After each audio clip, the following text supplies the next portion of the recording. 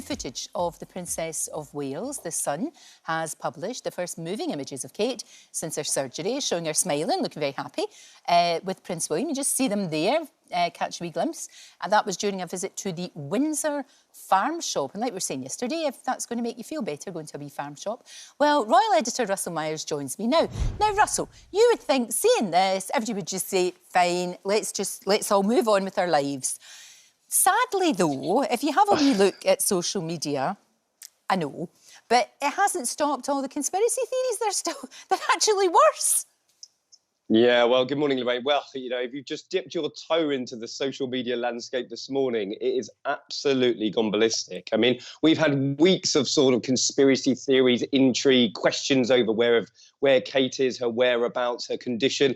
It's all got a bit silly and out of control. Now, you know, this new footage released by The Sun and TMZ overnight sort of shows Kate and William walking in Windsor. She looks great. She looks really happy. She looks healthy, walking briskly, which is great news after her abdominal operation, very much in their own setting, just a mile from their house at this farm shop in Windsor.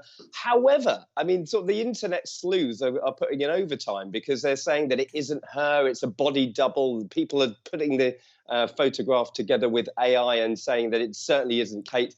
I think it's all got a little bit silly. I think the Kensington Palace haven't said anything about the video. Could their silence be a sign that it is just her, and she was just out having a nice walk with her husband? I mean, I suppose, you know, you can't silence the critics, and this is certainly one for the social media lot, which has gone out of control. I hope she's sitting at home just now watching this with a cup of tea and having a bit of a giggle and not being upset by it. But honestly, it's got to the stage where she could be sitting on this very sofa live on TV and people would still say it's not the real... I mean, she can't do right for doing wrong. It's really difficult. Very, very difficult indeed. Yeah. Now, also making the front pages this morning, what's all this about Harry and Meghan being downgraded? What's going on?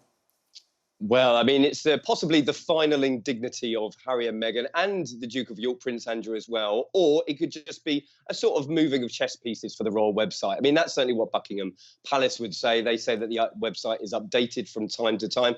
But for Harry and Meghan, they really have been sort of fallen down the league table because they used to have the two big glowing profiles of their charity work, how they got together, how their sort of patronages were managed. And now they've just been amalgamated to a very, very short profile, starting with the fact that they decided to leave the royal family. And, you know, alongside the Duke of York, whose own starts with the fact that he had to step back in disgrace after the Jeffrey Epstein scandal. So, you know, pretty much embarrassing for them. I think they've launched their own website, and maybe that's where we'll see more of them these days. Yeah, maybe so. Thank you, Russell. Thank you for now. It's all very silly, isn't it? It's all got a bit, you're right, it has got a bit out of hand. That's the word. Thank you. Thank you very, very much.